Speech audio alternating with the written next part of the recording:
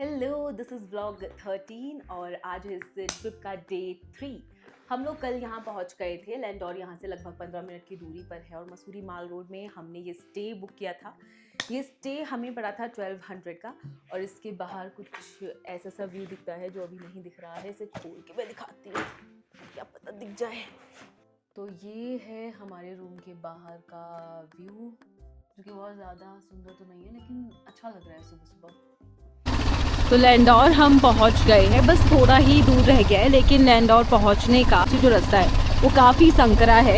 यही एक रास्ता 2 वे है, यहीं से आप जा सकते हो और यहीं से आप वापस आ सकते हो।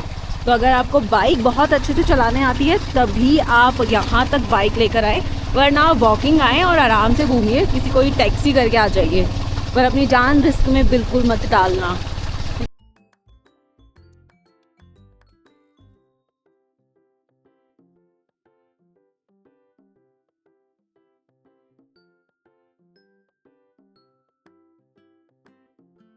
फाइनली लैंडोर हम पहुंच चुके हैं। लैंडोर को कहा जाता है 24 मकान और 4 दुकान, लेकिन 24 मकान और 4 दुकान हमें दिखी, इससे ज्यादा हमें दिखा यहाँ पर शोर शराबा।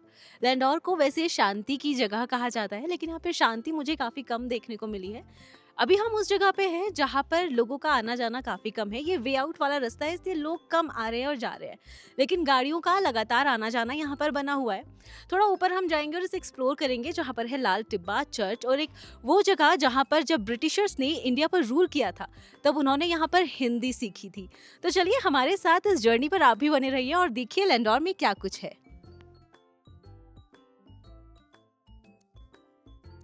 सबसे पहले हमने एक्सप्लोर किया सिस्टर्स बाजार। यहाँ है प्रकाश स्टोर जो कि काफ़ी पुराना है और यहाँ पर मिलते हैं होममेड फूड प्रोडक्ट्स।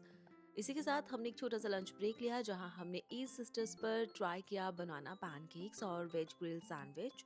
खाना एवरेज ही था, लेकिन पैनकेक्स की जो ब्रेड थी वो मुझे काफ़ी पसंद आई, वो काफ़ी फ्लफ़ी थी। तो अभी हम थे अपने बेक हाउस जाने के रास्ते में। हम पहले भी गए थे लेकिन वहाँ भीड़ बहुत थी और हम दोबारा से वहाँ जा रहे हैं। लेकिन बेक हाउस जाने के रास्ते में हमें एक और जगह मिली जहाँ पे हमें बहुत टेस्टी चाय पकौड़े खाने को मिले। अगर आप चाहते हो तो आप भी यहाँ पर खा सकते हो, जहाँ आंटी चूल्हे में चाय पकौड़े बना रही है।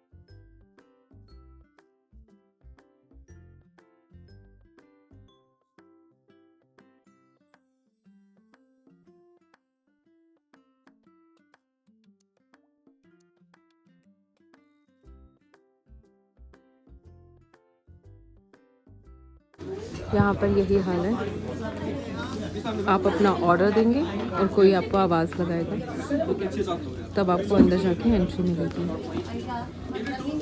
तो हम लोग बेक हाउस तो नहीं गए क्योंकि वहाँ पे बहुत लंबी भीड़ थी और लोगों ने सुबह से ही नंबर लगाया था, तो हमारा नंबर पता नहीं कब ही आता।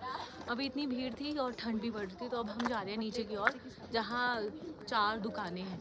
तो देखते हैं 4 दुकानों में हमें कुछ मिलता है नहीं मिलता खाने के लिए। अभी हम हैं केलॉग मेमोरियल चर्च में। 1903 में ये चर्च बना था और डॉक्टर सैमुअल एच केलॉग के नाम पर इस चर्च का नाम रखा गया है, जिन्होंने बाइबल का अनुवाद हिंदी और संस्कृत में किया था।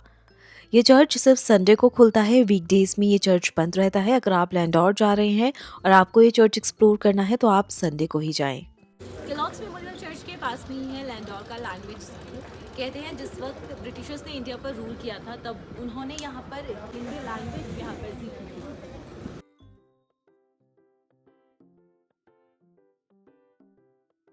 बेक हाउस की भीड़ और लाल टिब्बा की भीड़ देखने के बाद हम निकल पड़े थे 4 दुकान की ओर, लेकिन रास्ते में हमें फिर से यहाँ पर ट्रैफिक मिल गया।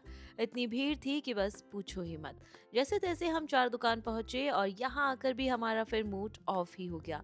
कुछ ऑर्डर देते इससे पहले ही इतनी लंबी लंबी लाइनें थी कि उन्होंने पहले ही कह दिया कि आपका नंबर आने में अभी 2-4 घंटे लग जाएंगे। तो बस हमें लेट हो रहा था, हमने अपने बैग पैक किए और बस निकल पड़े आगे की ओर। अभी हम लैंडोर से निकल चुके हैं और हम धनौल्टी जाने के रास्ते पर है। नेक्स्ट हॉल्ट और आज का स्टे हम लोग धनौल्टी में ही लेंगे। लैंडोर की अगर मैं बात करूं तो 24 मकान और 4 दुकान वाली बात अब लैंडोर में नहीं रही। उन 4 दुकानों में हम कुछ ट्राई करना चाहते थे खाने की चीज़ें, लेकिन वहाँ पर भीड़ इतनी ज़्यादा थी कि हमने कुछ भी ट्राई नहीं किया और हमें लेट भी काफ़ी ज़्यादा हो रहा था, इसलिए हम लोग निकल चुके हैं।